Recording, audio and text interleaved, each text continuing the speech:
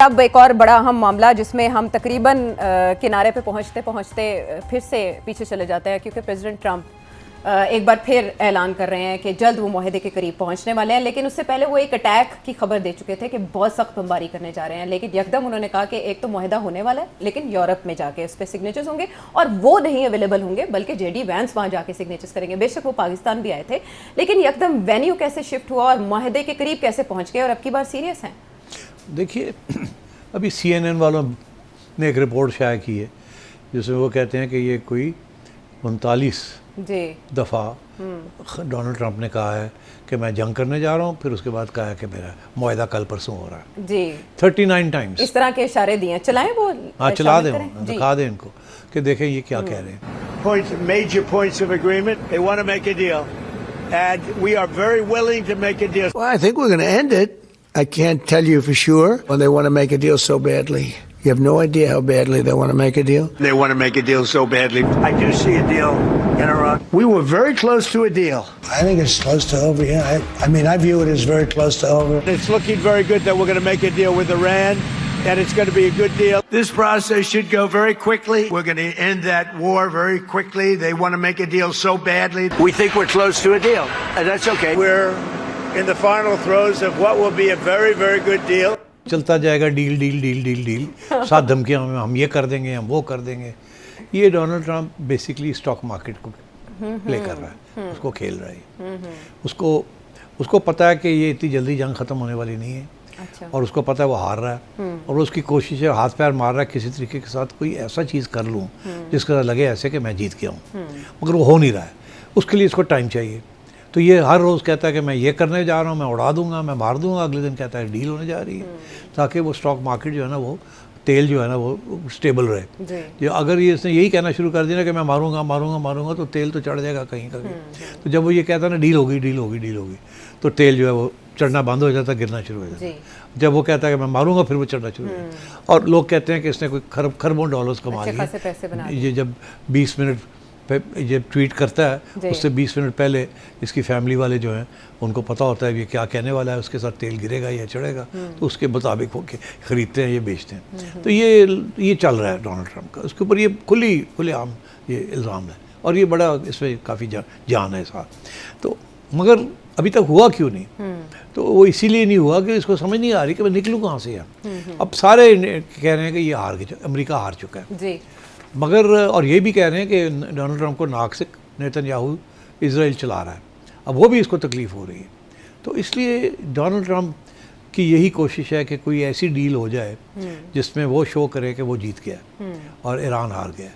अच्छा, मैं आपको एक बात बता दूं, ये हर रोज़ कोई ना कोई सोर्स वाइट हाउस से या ईरान की तरफ से कोई सोर्स या कहीं और से मिडल ईस्ट से कोई सोर्स कहता है कि जी डील हो गई, ये इतने पॉइंट्स हैं इसके ऊपर तय हो गया और ये 1-2 पॉइंट्स हैं जिसके ऊपर नहीं हुआ।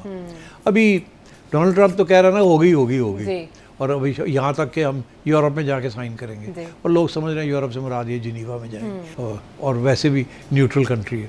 मगर ये भी साथ साथ कहा जा रहा है कि पाकिस्तान कह रहा है कि हमने बहुत बड़ा अहम रोल अदा किया है, इसका नाम इस्लामाबाद अकॉर्ड होना चाहिए, हमारा नाम भी आना चाहिए इस डील के ऊपर। अच्छा, इस्लामाबाद अकॉर्ड होगा जिनेवा में? हाँ, इस्लामाबाद अकॉर्ड होगा जिनेवा में। अच्छा। मगर पाकिस्तान तो यही चाहेगा ना कि यहाँ आके करें, जो भी पहले सब कुछ तय हो जाए, साइनिंग के लिए जेडी वैंस यहाँ आ जाए और उनकी तरफ से कोई आ जाए, स्पीकर साहब आ जाएं या कोई आ जाए और आके एक दिन के लिए आए। वेन्यू बदलने की समझ नहीं आई? नहीं, वो बस ड्रामा नयापन लाने के लिए। अब ये है कि इस वक्त आपने देखा कि पाकिस्तान के अलावा कतर भी थोड़ा एक्टिव हो गया है जी। अच्छा, कतर भी एक्टिव हो गया है और अभी डोनाल्ड ट्रंप ये भी जब पाकिस्तान का नाम लेता है तो अब कतर का भी नाम ले रहा है। और उसकी वजह ये है कि ईरान भी जाके कतर के साथ बैठा हुआ है, वहाँ उनके साथ भी कुछ बातें हो रही हैं। अब कतर और ओमान के साथ और सऊदी अरेबिया के साथ जो बात होती है वो गल्फ़ के बारे में होती है जी।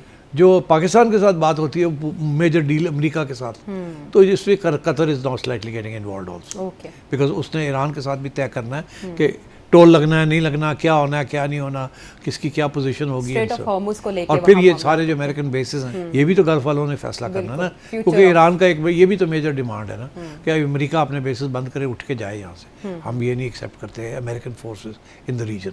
ये भी उनके 14 पॉइंट के अंदर लिखा गया है। अब ये चीज़ें अभी तय नहीं हुई हैं। अच्छा।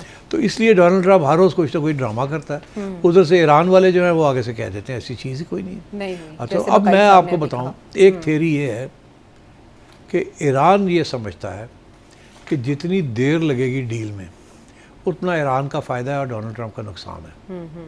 और इसमें काफ़ी वज़न है, बिकॉज अगर सीज़ फायर चलती है और छोटी मोटी ठुक ठुक होती रहती है तो ईरान को तो कोई ख़ास डैमेज नहीं हो रहा। ऑलरेडी वो थोड़े बहुत टोल्स जो हैं वो कलेक्ट कर रहे हैं, ठीक। तो ईरान का क्या नुकसान है? उधर डोनाल्ड ट्रंप का नुकसान हो रहा है, बिकॉज इकोनॉमी जो है, ग्लोबल इकोनॉमी और अमेरिकन इकोनॉमी जो है वहाँ प्रॉब्लम आ रहे हैं उसमें। जी।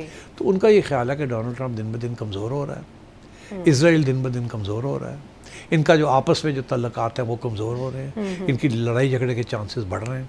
हम चुप करके बैठे अपना मौक़िफ़ लेके, हम ये ना कहें कि हम बात करने के लिए तैयार नहीं हैं। बिल्कुल हम अपने मौक़िफ़ पक्का रखें, आएँ जाएँ, जहाँ ये कहते हैं बातें चलाएँ, मगर इनके जो मेन डिमांड्स हैं उनके ऊपर हमने नहीं एग्री करना। अच्छा। और उसमें जो मेन डिमांड है, जहाँ मैं समझता हूँ जो बात जहाँ आके रुक गई है, ये स्ट्रेट ऑफ हॉर्मुज़ के ऊपर नहीं रुकी। वहाँ ये एग्री हो चुका है कि आप भी ब्लॉकेड ख़त्म करेंगे, हम भी करेंगे। यहाँ तक मैं समझता हूँ ईरान ये भी एग्री कर जाएगा कि ठीक है अभी हम टोल नहीं इस्तेमाल करते। अच्छा। 60 दिन के लिए, 30 दिन के लिए बिल्कुल खुल जाएगा, जब तक बाकी चीज़ें सेटल नहीं हो जाती। अगर बाकी चीज़ें नहीं होती तो फिर ठीक है हम चार्ज करेंगे। तो जब तक ये सेटल नहीं होता तो हम कुछ नहीं चार्ज करते। ओके। तो ये तो हो जाएगा स्ट्रेट ऑफ हॉर्मुज़ वाली बात। दूसरी चीज़ ये है कि क्या वो जो अमेरिकन फोर्सेस वहाँ से विड्रॉ होनी है, वो तो शायद कुछ उनमें से कुवैत है या बहरीन है या यूएई है, ये तो शायद नहीं एग्री करेंगे कि जी यहाँ से अमेरिकन फोर्सेस जाएँ। तो ये भी एक मसला बन सकता है। इसके ऊपर फिर ये हो सकता है कि वो कहें कि इतने टाइम की पीरियड के अंदर आपने ये करना है, वो करना है। वो अभी तय नहीं हुआ, ये सिर्फ डिस्कशन पॉइंट्स हैं। इसलिए लोग ये कह रहे हैं कि एक फ्रेमवर्क, एक नक्शा बनेगा जिसके अंदर बहुत कुछ चीज़ें पक्की हो जाएंगी और कुछ चीज़ें कच्ची छोड़ दी जाएंगी। ठीक। पक्की बात ये है, मैं आपको बता दूं कि स्ट्रेट सीज़ फायर होगी 60 दिन के लिए, इसके दौरान टोल नहीं लिया जाएगा। अच्छा। तीसरी चीज़, दोनों ब्लॉकेट्स हटा दिए जाएंगे। इस सब ये इश्यूज ख़त्म, ये सेटल्ड है। इसके अलावा ईरान कहेगा हमने न्यूक्लियर वेपन नहीं बनाएंगे, हम कमिटमेंट दे देगा। कमिटमेंट दे देंगे, ओके। नहीं बनाएंगे। अच्छा। ठीक। और फंड्स जो रिलीज होने। अच्छा, फिर आएगी बात फंड्स की। अमेरिका ये कहेगा कि जैसे जैसे तरक्की होती है नेगोशिएशंस में, वैसे वैसे हम आपके फंड्स रिलीज़ करेंगे। अच्छा। ईरान कहता है नहीं, शुरू में ही कुछ करें और फिर बाद में कुछ करें। इसके ऊपर थोड़ी बहुत लेन देन होगी और हो सकता तय हो जाए कि शुरू में हम आपको इतने दे देते हैं, जैसे मुआहदा होता है फ्रेमवर्क का, उसके बाद फिर हम अगली इंस्टॉलमेंट जो है वो उस वक्त करेंगे जब बाकी चीज़ें तय हो जाएंगी। तो ये चीज़ भी मैं समझता हूँ ये भी हो सकती है। अच्छा। जो चीज़ मसले हैं जहाँ, क्या? वो एक तो ये मसला है कि ईरान क्या अग्री करेगा कि नहीं करेगा कि जो यूरेनियम है, जो 60% एनरिच्ड यूरेनियम, उसका क्या होगा, किसके हवाले किया जाएगा? किसके हवाले किया जाएगा? ईरान में रहेगा, अमेरिका के हवाले किया जाएगा, रूस के हवाले किया जाएगा, चाइना के हवाले किया जाएगा, पाकिस्तान के हवाले किया जाएगा, किसके हवाले किया जाएगा? मैं समझता हूँ ईरान आखिर लास्ट स्टेज पे अग्री कर जाएगा कि ये किसी के हवाले कर दिया जाए, जिसपे तो ईरान समझता है इट्स ओके, और ये भी सेटल हो जाएगा।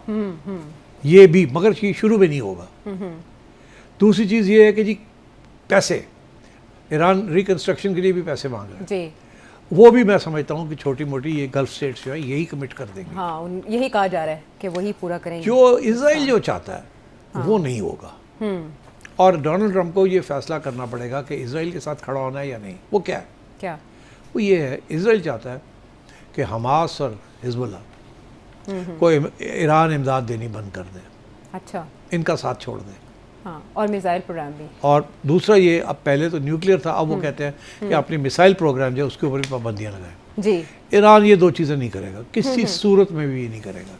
ईरान का मौक़िफ़ हमेशा ये रहेगा कि ये मिसाइल प्रोग्राम हमारा है, जो चाहे हम करेंगे, हमें अगर न्यूक्लियर नहीं तो ये तो हमारा डिफेंस के लिए ज़रूरी है, इसके ऊपर किसी किस्म की पाबंदी एक्सेप्टेबल नहीं है। आपने लड़ाई करनी है, जंग करिए, मर्जी करिए, इसके ऊपर हम बात करने के लिए तैयार ही नहीं। अच्छा। ये नॉन नेगोशिएबल है। मैं समझता हूँ इसके ऊपर भी अग्री हो जाएगा, अमेरिका पीछे हट जाएगा।